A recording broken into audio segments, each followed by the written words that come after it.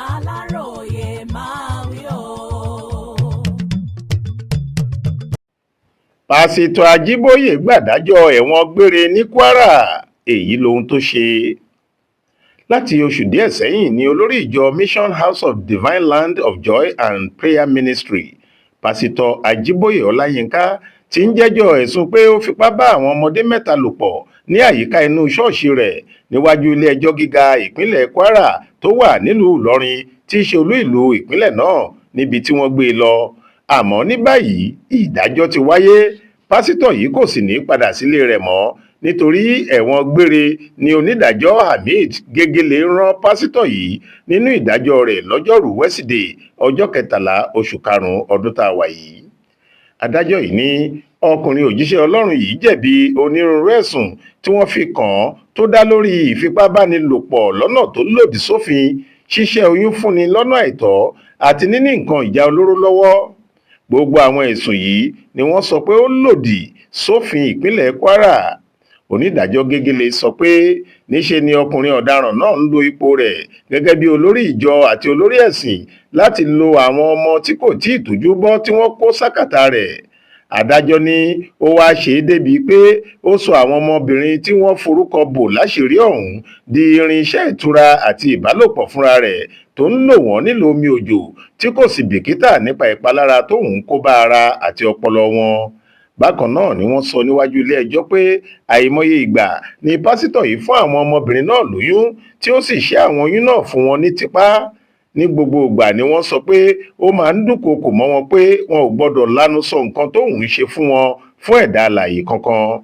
Yàtọ̀ sí èyí, ilé-ẹjọ́ tó fìdí rẹ̀ múlẹ̀ pé oríṣiríṣi ìwà ìjàmbá àti ìwà ìjẹninípa ni ọkùnrin wòlíì yìí ń lò lórí àwọn ọmọ náà, títí kan bó ṣe fagídí mú wọn láti búra pẹ̀lú bíbélì pẹ̀lú ìhàlẹ̀ pé wọ́n máa kú ní o tí wọ́n bá lè sọ nǹkan tó ń ṣẹlẹ̀ fẹ́nikẹ́ni.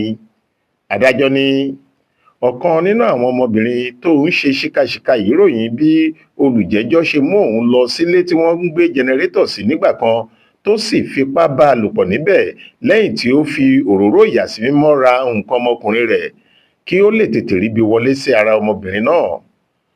Adájọ́ sọ̀rọ̀ síwájú sí i pé ọ̀kan nínú àwọn ọmọbìnrin tí wọ́n kàgbákò pásítọ̀ yìí sọ pé àìmọye ìgbà ló máa ń jí òun pẹ́pẹ́ lẹ́yìn ìṣọ́ òru nítorí ìbálòpọ̀ tipá yìí náà sì ni.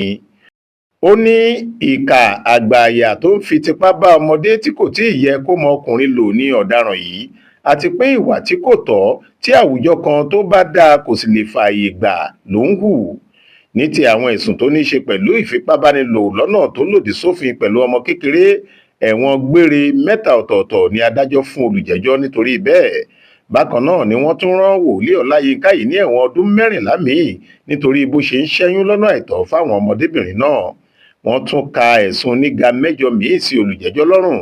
Àwọn ẹ̀sùn tó dá lórí lílẹ̀dẹ́ àpò pọ̀ pẹ̀lú àwọn ẹlòmíì láti hùwà ọ̀daràn, ìfipábánilò lọ́nà àìtọ́ pẹ̀lú àwọn ọmọdé, ṣíṣẹ́ oyún lọ́nà àìtọ́, níní nǹkan ìjà olóró ní àkàtà lọ́nà tó lòdì sófin àtàwọn ẹ̀sùn míì bẹ́ẹ̀.